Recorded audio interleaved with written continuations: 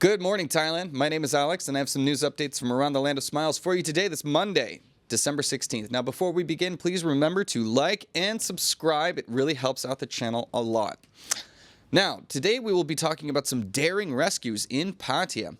A teacher using some highly questionable tactics to discipline children, and a little later some updates on the South Korean president's impeachment and the repatriation of the Bali Nine.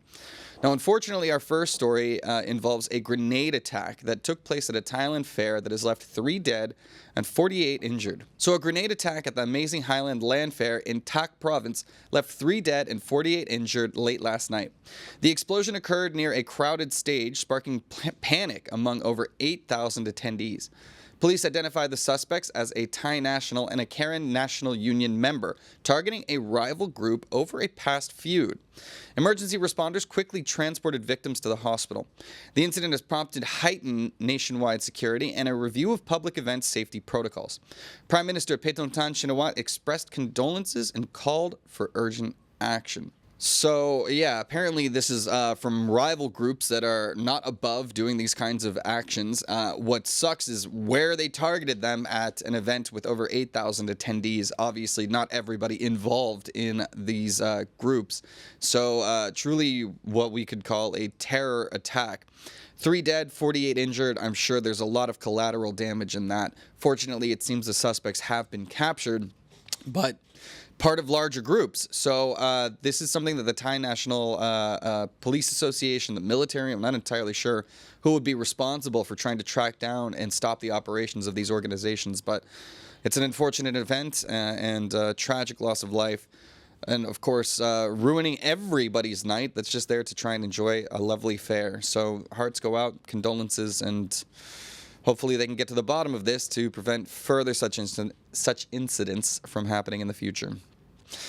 Now, moving on to our next story. Actually, our next several story will all be happening in Pattaya. So a lot of news happening in Pattaya over the weekend. Obviously, Wonder Fruit was there. It was a wonderful time, but unfortunately, that's not the big story coming out of there this Monday. Now, a drunk driver caused a bit of chaos in Pattaya and injured 2 people. An intoxicated driver caused chaos in Pattaya, crashing a minivan into a motorcycle sidecar selling vegetables on Pattaya Beach Road. Attempting to flee, the driver then collided with several parked vehicles, including 2 people, including that vegetable vendor. Bystanders detained the visibly incoherent driver, whose blood alcohol level exceeded the legal limit. Police and rescue teams responded, transporting the injured to the hospital. The driver, approximately 30 years old, faces legal proceedings for the incident. Yeah, this is one of those things where, okay, just don't drink and drive. That's the easy answer there. But it's a terrible thing when somebody is drinking and driving, then they get into a little bit of a crash, right? Oops, I accidentally hit the vegetable cart. They panic and freak out and try to dash away. Look, you ran into this guy going slow. What makes you think driving away faster isn't going to lead to more problems? This guy has been captured. Fortunately, nobody was killed. But, yeah, I don't think he'll be behind the wheel of a car for a very long time, nor should he be. Yeah, be careful, guys. Pattaya, definitely.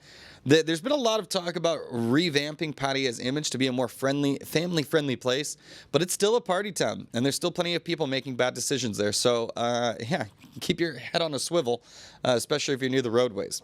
Now, on to our next story. A happy story. Because usually the way these stories go is, well, with a tragic incident.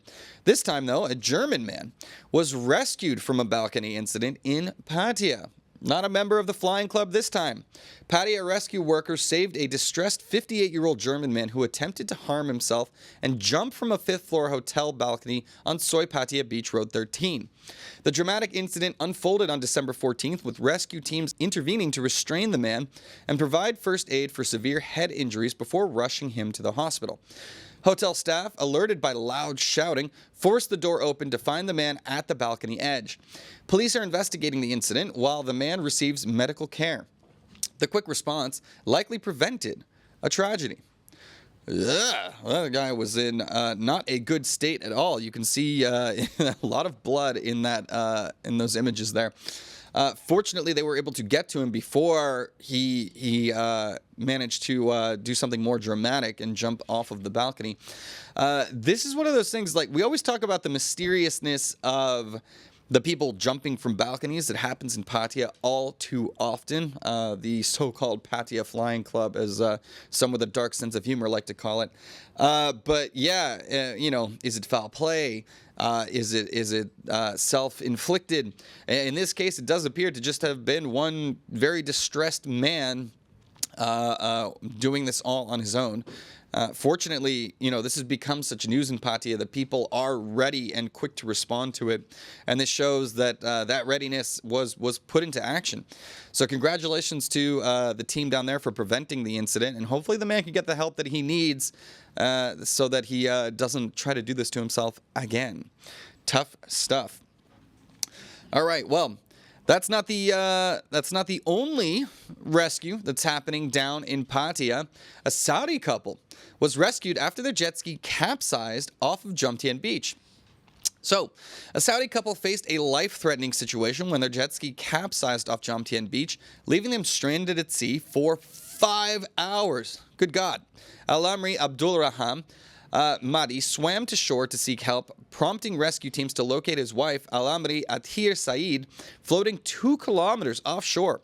Both were wearing life vests, thank God, which kept them buoyant. The couple's emotional reunion on the beach drew applause from onlookers, highlighting the rescue team's quick response and efforts. Okay, couple of things about the story. First of all, capsizing, dangerous. Good thing they had life vests on. But yeah, this is one of those things where, all right, did the tourists have enough training with their jet ski in order to be able to be that far out on their own? I don't know. Second part, if I'm the wife, right, and my husband's like, all right, I'm going to swim to shore, I would be swimming with him. I don't know. I feel like he got to shore, was able to find a rescue team. Thank God he was able to save his wife. But my God, the poor wife out there by herself for hours on end. I can only imagine what was going through her mind. Good thing the rescue team was able to go out there and help her.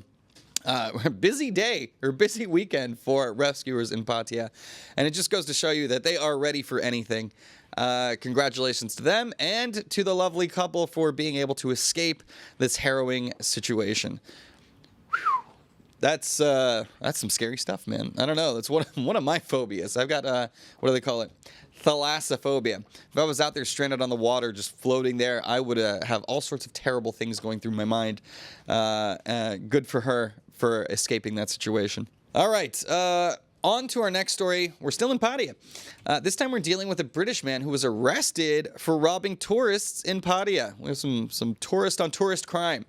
A 31-year-old man identified as Jordan was arrested in Pattaya for stealing jewelry from tourists.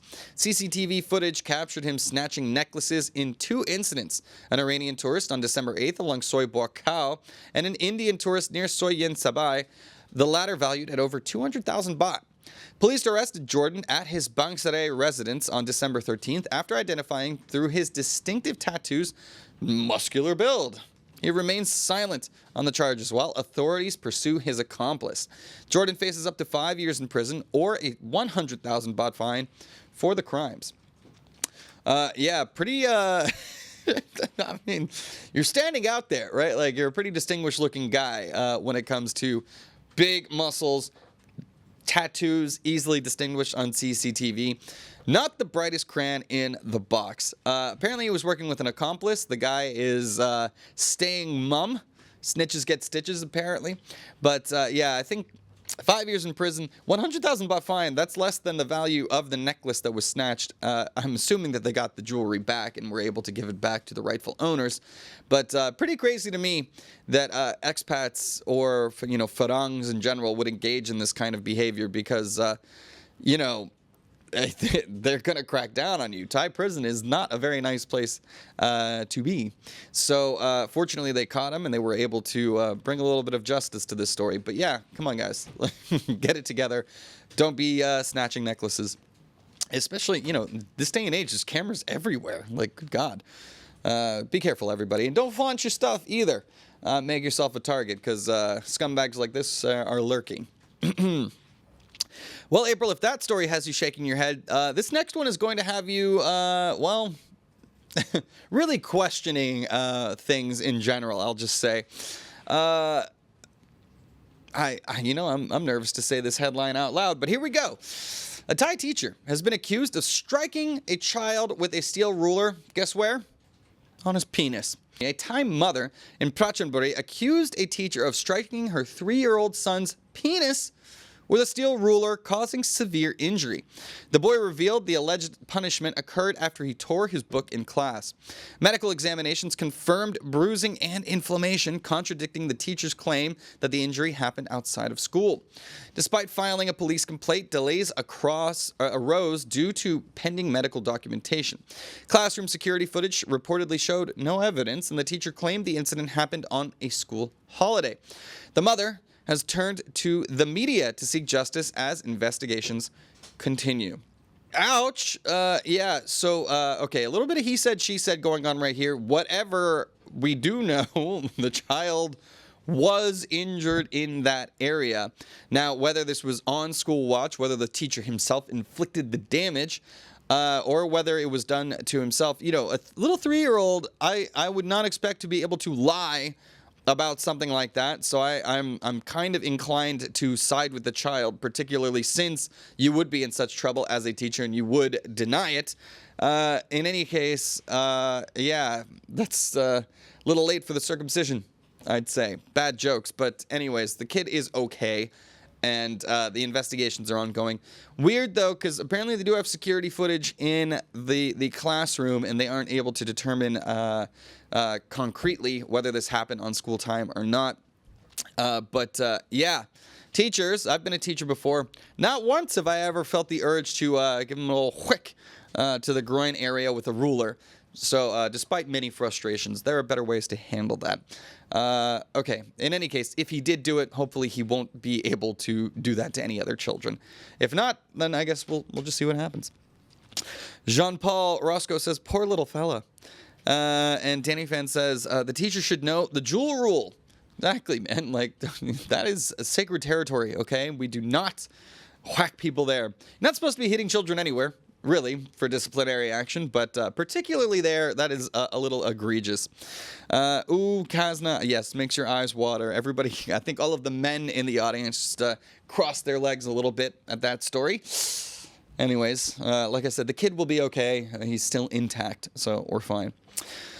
Moving on, we're going to head out of Thailand and now into the ASEAN region for some updates that are coming out of, this first one's not ASEAN, but it is important.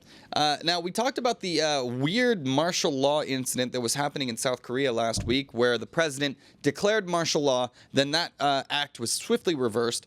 Well, the president's in hot water. The South Korean president has been impeached over that martial law declaration. Now, South Korea's president Yoon Suk-yeol was impeached by parliament after declaring martial law on December 3rd, suspending him from office until the Constitutional Court rules on the case. The controversial move, which involved sending soldiers to block lawmakers, sparked nationwide protests and accusations of treason. Yoon's martial law declaration aimed to break political gridlock, but was widely condemned as anti-democratic power grab.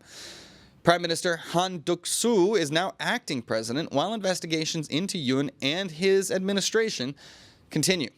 The court's decision, expected within 6 months, will determine Yoon's political fate amid growing national turmoil. So, what's going on in Korea? This is pretty crazy stuff we haven't seen this kind of political game playing in South Korea since the 1970s or something like that. It's been pretty stable with a careful rotation of leadership, as you would expect in a nice functioning democracy. Does not appear to be the case right now. So an impeachment happening. We need to wait for the Constitutional Court to review it. Pretty weird that that's going to take 6 months. You think they would probably put a rush on that since it is such a high-profile case. In any case, we'll see what happens. Now what's interesting to me is that the Prime Minister is now the acting president, so that is a serious consolidation of power into one person. Hopefully that doesn't lead us down a darker path in South Korean politics. But in the end, I think the people are pretty happy that martial law was not declared. It does seem to be a popular move to have prevented that. But now the fate of the president lies in the hands of the courts. On to our next story.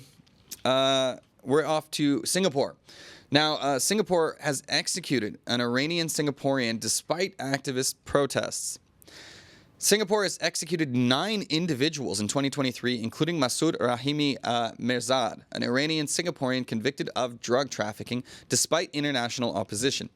Activists like the Transformative Justice Collective, TJC, highlight the emotional toll on death row inmates and their families while facing government crackdowns under the controversial POFMA law, which forces corrections on anti-death penalty posts. Rights groups condemn these actions, accusing the government of silencing dissent. Singapore maintains the capital punishment deters drug trafficking, but campaigners argue it perpetuates injustice, vowing to continue their fight despite mounting pressure. Very controversial in Singapore. They have about 50 people on death row still.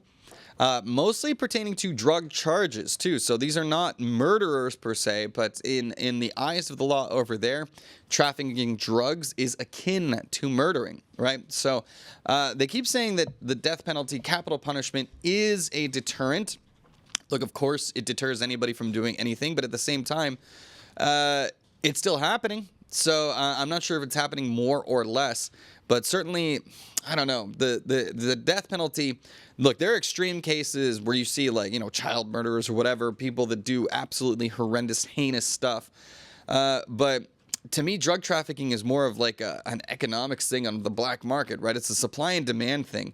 And of course, punishment, obviously, jail time, of course. There's always the threat of that, but I don't know. This one sits weird with me. And obviously, there are plenty of protesters within Singapore who feel the same way. But obviously, also, Singapore, not big on protests. So whatever protests are happening are very stifled and very, very limited in their scope. Obviously, the government of Singapore is not very keen on bending to others' wills. So this remains controversial, but not for the government over there. Time will tell. All right, moving on. I said Bali Nine members have been repatriated. I should rephrase that to the remaining Bali Nine members have returned to Australia after 19 years. So the remaining 5 members of Australia's Bali Nine drug smuggling ring have returned home after 19 years in Indonesian prison. The repatriation, facilitated by diplomatic efforts including Matthew Norman, Scott Rush, Martin Stevens, Si Yi Chen, and Michael Tsugaj, arrested in 2005 for attempting to smuggle over 8 kilograms of heroin. Their return reflects strong Australian-Indonesian ties. While Indonesia granted no pardons, the men will continue rehabilitation in Australia. 2 ringleaders were executed in 2015, and others were released or passed away earlier. The transfer agreement is reciprocal, allowing for future prisoner exchanges. Yeah, so this is a crazy story. Like, obviously, 8 kilograms of heroin, that is a big amount of drugs with a street value that's very, very high. These guys were arrested in 2005. So they've been in jail. They've done a lot of time in Indonesian prison, and 2 of them were famously executed in 2015. This was a serious incident. Diplomatically with Australia. I was actually living in Australia at the time, so it was big news. The diplomats from Australia were begging them not to execute them because Australia does not have a death penalty in their own country. And for the sake of diplomacy, they were just trying to repatriate them or get them just not to be executed, life in prison, something like that. In the end, though, Indonesia ignored those calls, executed them. But here we are 9 years later, and the repatriation of the rest of them is on. So, story is kind of over now. I guess they'll be doing rehabilitation in Australia. I do feel that 20 years in jail is a significant punishment. I mean, they've lost the primes of their lives. Who knows how you even recover from that and rejoin the rest of the world. But in any case, the saga appears to be over. Moving on. Off to Cambodia, where a U.S. Navy warship is set to make the first port of call in Cambodia in 8 years. A U.S. Navy warship, the Savannah, will dock in Cambodia's Sihanoukville port from December 16th to the 20th, marking the first such visit in 8 years. The port call aims to enhance U.S.-Cambodia ties despite tensions over human rights concerns and Cambodia's naval cooperation with China. The visit will include meetings with officials, a working session with Ream naval base commanders, and joint sports activities between U.S. and Cambodian naval crews. While Cambodia denies allowing foreign military bases, the U.S. remains wary of China's activities at Ream, a nearby base critical to regional strategic interests. So, classic Southeast Asia. I play both sides, so I always come out on top. Interesting stuff. Obviously, Cambodia has been the center of some questionable human rights cases where they've seen the repatriation from Malaysia and Thailand for dissidents, quote unquote, who have just, they made some Facebook posts critical of the government, and now they are facing heavy jail time in Cambodia, which, of course, does not jive with how things work in the U.S., and they've received criticism from the West and human rights organizations. At the same time, there is no denying the strategic interests in maintaining good relationships with countries like Cambodia in the South Pacific. Questionable, right? Like Cambodia has been struggling a lot with loans and money coming from China for infrastructure projects that have dried up this year. According to records, that there have been no more loans from China over the past 3 quarters, financial quarters this year, which is a weird strain on the relationship there, and probably is the reason that they've invited the American Navy to come for a visit. Curious to see what the political future, the geopolitical future of Cambodia will be. Interesting stuff. But yeah, that'll do it for Good Morning Thailand today, guys. You can always go to thetiger.com for more news updates throughout the day. We post tons of different articles about everything Thailand, so you can always stay updated over there.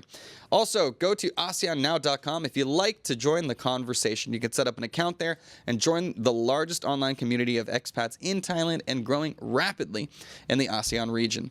That'll do it for me, and let me get into the comments, everybody.